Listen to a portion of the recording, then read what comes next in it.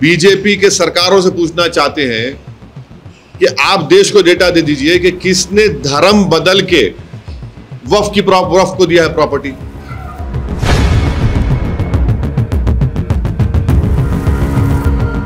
अरे भाई, जो पार्टी टिकट नहीं देती मुसलमानों को, जिसके पास एक मुस्लिम एमपी नहीं है, वो मुस्लिम ऑफिसर को बनाएगी।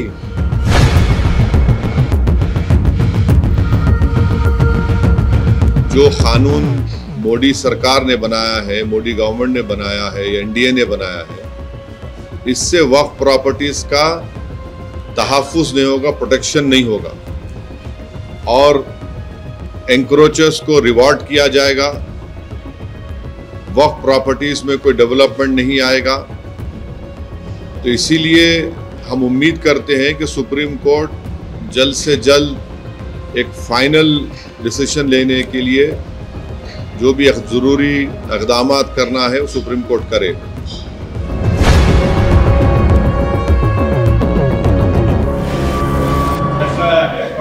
आपने कई ऑब्जेक्शन उठाए थे आप लोगों की तरफ से, कहीं ना कहीं कुछ मोटा-मोटी इसको एड्रेस किया गया, क्या आप मुतमईन हैं?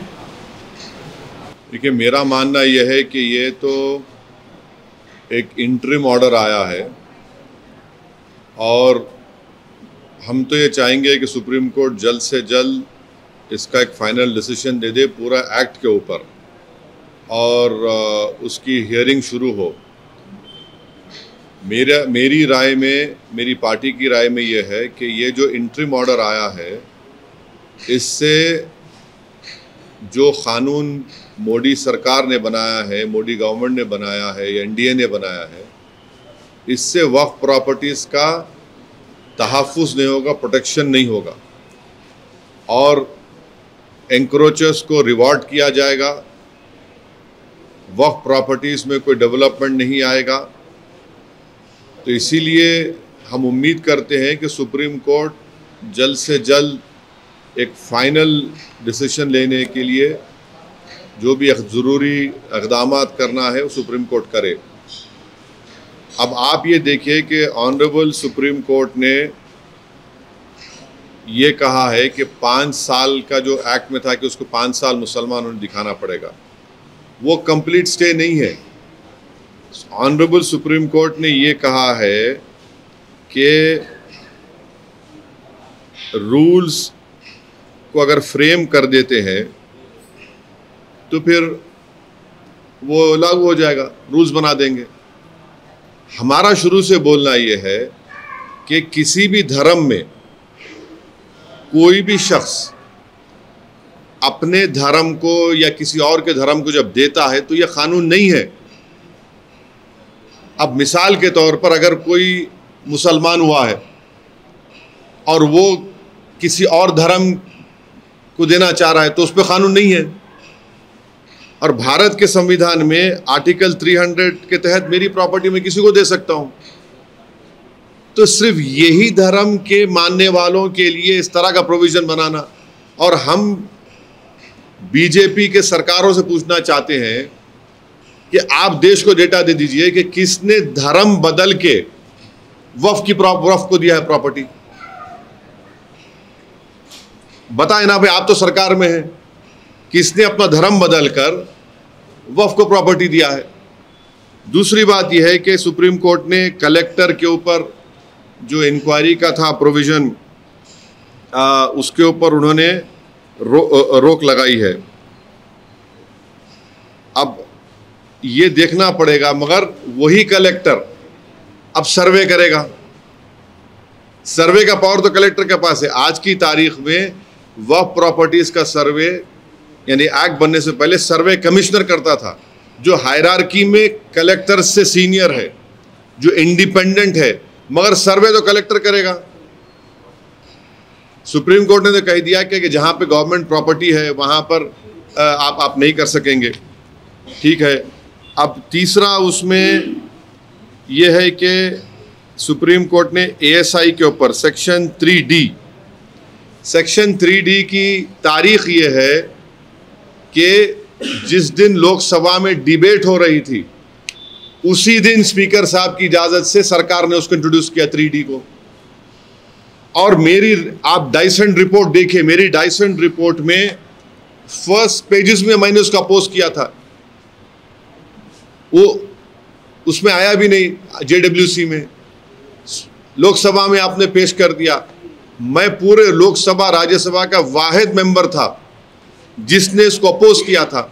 आज सुप्रीम कोर्ट ने उसके ऊपर स्टे नहीं दिया। तो हम ये जानना चाह रहे, हमदुल्ला सईद जो लक्षद्वीप के मुस्लिम ट्राइबल एमपी हैं,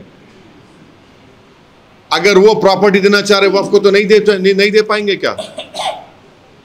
ये हमारा क्वेश्चन है। फिर एएसआई के ऊपर आप देखिए सेक्शन 3D जो है एएसआई के ऊपर गवर्नमेंट ने ये कह दिया कि अब एएसआई की जो प्रोटेक्टेड मॉन्यूमेंट होगा वक्फ वो प्रॉपर्टी नहीं रहेगी। तो मैं तो लूज कर दिया ना अपनी प्रॉपर्टी को। भाई ये प्रोटेक्टेड मॉन्यूमेंट है, मस्जिद है, मगर ओनर वक्फ है। आप बोल दिए नहीं, अब सरकार ने कह दिया उसको 3D को कि नहीं, cannot be declared as Waqf. Religious practice चलती रहेगी मगर वक्फ मालिक नहीं रहेगा, उसका एएसआई मालिक हो जाएगा। तो कैसे होगा भाई? एएसआई तो आया कब? जो प्रोटेक्टेड मॉन्यूमेंट है वो 400 साल पुराने हैं। एएसआई का एस्मार कानून तो 58 का है, उससे पहले अंग्रेज है, उसका क्या होगा फिर? ये एक है। फिर जो सुप्रीम कोर्ट ने वक्फ इवैक्यू प्रॉपर्टीज के बारे में भी स्टे नहीं दिया। आप पूरे वेस्टर्न उत्तर प्रदेश में चले जाइए, पंजाब में, हरियाणा में, अब उसका मालिक वक्फ नहीं रहेगा, उसका मालिक तो गवर्नमेंट हो जाए, कलेक्टर हो जाएगी। ये एक है। फिर सीओ को सुप्रीम कोर्ट ने कहा कि एज फार एज पॉसिबल मुसलमान सीओ को बनाइए। गवर्नमेंट क्या करेगी कि कोई कैपेबल मुसलमान हमको मिला ही नहीं। As far as possible Supreme Court government कहे हम तो मिला ही नहीं हमको। अरे भाई, जो पार्टी टिकट नहीं देती मुसलमानों को, जिसके पास एक मुस्लिम एमपी नहीं है, वो मुस्लिम ऑफिसर को बनाएगी। इंटेलिजेंस ब्यूरो में कितने मुस्लिम ऑफिसर है बताइए? अब आप बोलेंगे देखिए सिक्योरिटी पे बात कर रहे, मैं एग्जाम्पल देने के लिए कह रहा हूं। ये एक हो गया। गवर्नमेंट आप देखना, बीजेपी सरकारें बोलेगी नो, नहीं, एज फार एज पॉसिबल कोशिश करो, आप नहीं मिलेगा, नहीं बनाएंगे। और फिर दूसरा उसमें जो सुप्रीम कोर्ट ने स्टे रिफ्यूज किया वो है मैंडेटरी रजिस्ट्रेशन।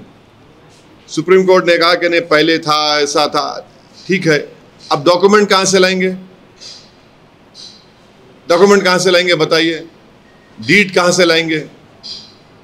कागज कब से लिखना शुरू हुआ? 350 साल पुराने का क्या करेंगे बताइए? और फिर नॉन मुस्लिम को आप मेंबर बना रहे हैं वक्फ बोर्ड में, क्यों बनाएंगे नॉन मुस्लिम को मेंबर भाई? ये आर्टिकल, मेरी नजर में आर्टिकल 26 का वायलेशन है ये। तो क्या कल कोई जाकर कोर्ट से कहेगा कि सिख गुरुद्वारा प्रबंधक कमेटी में किसी गैर सिख को मेंबर बनाओ, तो सिखों पर क्या गुजरेगी? कई दूसरे हिंदू धर्म के स्थान हैं जहां पर सिर्फ मेंबर भी हिंदू होना चाहिए और ऑफिसर भी हिंदू होना चाहिए, फिर यहां पर ऐसा हो गया। तो इसीलिए जरूरी है कि एक फाइनलिटी के लिए एक सुप्रीम कोर्ट इसका फाइनल डिसाइड करे। लिमिटेशन एक्ट आप बताइए, लिमिटेशन एक्ट अगर देखिए कहीं वक्फ की प्रॉपर्टी मुझे मालूम हुआ वहां पर लोग कब्जे में है, मैं अब केस नहीं डाल सकता उनके ऊपर।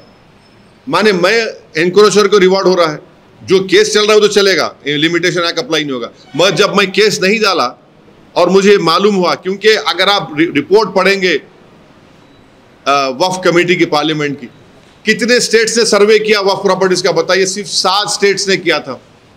तो आज मैं लिमिटेशन एक्ट में जो लोग कब्जे में है वो उसके मालिक बन जाएंगे।